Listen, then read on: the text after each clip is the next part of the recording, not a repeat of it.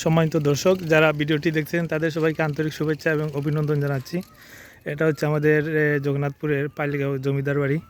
আজকে এখানে আসছি একটু ঘুরতে, আমার ফ্রেন্ড দু তিনটাকে সাথে নিয়ে আসছি দেখার জন্য, একটু ঘুরে দেখবো। অনেক আগেও একবার আসছিলাম, আজকে আবার আসছি, তাদের সাথে একটু ঘুরবো, সময় কাটাবো।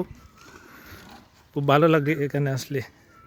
এখানের যে এই ভবনগুলো নির্মাণ হয়েছে, এটা একটা সামনের ভবন, এরপরে আরেকটা আছে, এর পিছনে আরেকটা আছে, মানে কয়েকটা স্তরে এই বাড়িটা তৈরি করা।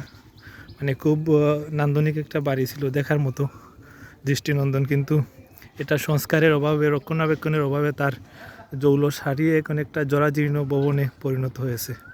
তো এটা যদি যারা এই যে পুরাকীর্তি বা এই পুরাতন সংস্কৃতি রক্ষণাবেক্ষণের কাজে যেসব মন্ত্রণালয় বা সরকারি অধিদপ্তর জড়িত, তারা যদি এই বিষয়ে একটু নজর দিত, তাহলে হয়তো এটা তার হারানো সৌন্দর্য ফিরে পেত। আমাদের সংস্কৃতি মন্ত্রণালয়, যে বাংলাদেশ সংস্কৃতি মন্ত্রণালয় যদি এখানে উদ্যোগ নিতে হয়তো ভালো হইতো, একটা বিনোদন স্পট হিসেবে কাজ করতো জগন্নাথপুরের মানুষের জন্য। তো সাথে থাকেন, একটু ঘুরে দেখবো, আপনারাও একটু দেখবেন।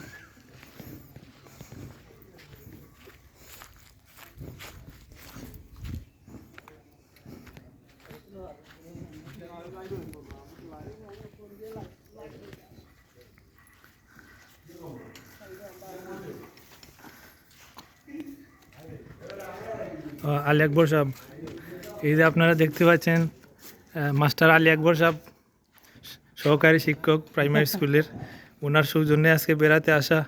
এবং এই জমিদার বাড়ির পাশেই ওনার বাড়ি। এই যে বাড়ির অবস্থা, একদম জরাজীর্ণ অবস্থায় বাড়িটা আছে।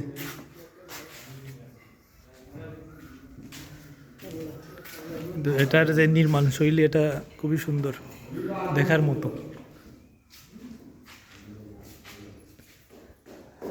এই যে ছাতের যে কাজটা, এটা খুব মজবুত করে তৈরি করা হয়েছিল।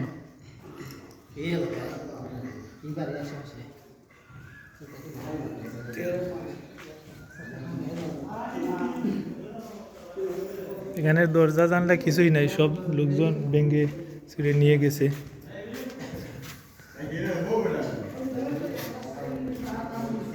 এই হলো অবস্থা।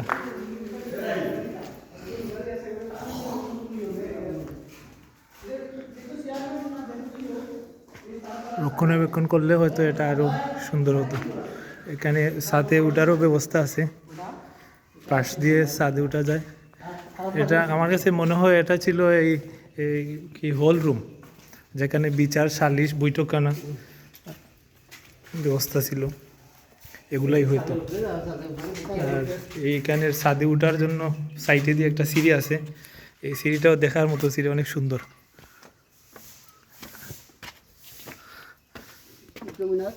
এখন 150-200 বছর আগে তৈরি এই বাড়িটা, মানে এত মজবুত করে তৈরি করা হয়েছিল, অযত্ন অবহেলায় পড়ে থাকার পরও এখনো অনেকটা টিকে আছে। এই যে ছাদে উঠলাম, এখানে হয়তো দরজার ব্যবস্থা ছিল, এই যে উন্নত মানের একটা স্টিল দেওয়া, এটা হচ্ছে ছাদ। ছাদটা আবার 2টা স্তরে। এই যে এগুলা এখানে এই যে রাস্তাগুলা রাখা হয়েছে, এগুলা এই যারা নিরাপত্তা প্রহরী, এদের সুবিধার জন্য রাখা হতো। তীর, ধনুক বা এ সমস্ত জিনিসই এই দিক দিয়ে চালানো হতো। আর এই যে একটা দর্শনীয় একটা জিনিস দেখা যাচ্ছে, এখানে একটা সিংহ ছিল, আমি যতটুকু জানতে পারি। এখানে একটা সিংহের প্রতিকৃতি ছিল, ওইটা লোকজন ভেঙে ফেলছে।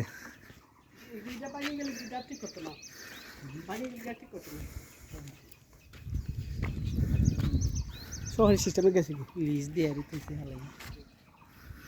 এই হলো পরিপূর্ণ দৃশ্য।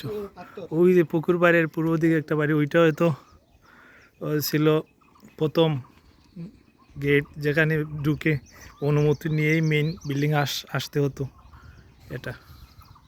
আর এই পুকুরটা অনেক বড় পুকুর। হ্যাঁ,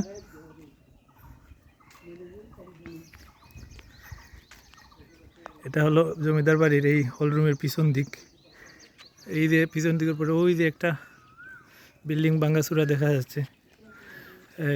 এখানে সাংস্কৃতিক অনুষ্ঠান এই জাতীয় অনেক কিছু হতো। এটা খুব দৃষ্টিনন্দন ছিল।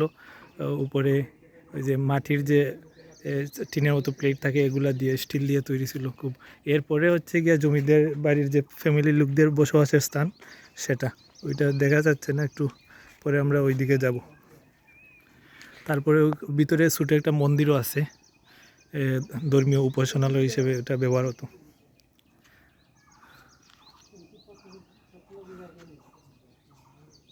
তো জগন্নাথপুর তথা আশপাশের লোকজন এই জমিদার বাড়ি দেখতে আসে। যদি জমিদার বাড়িটা সুন্দরভাবে রক্ষণাবেক্ষণ হতো, কিছুটা মেরামত করা যেত, তাহলে এটা সৌন্দর্য হয়তো ধরে রাখা যেত।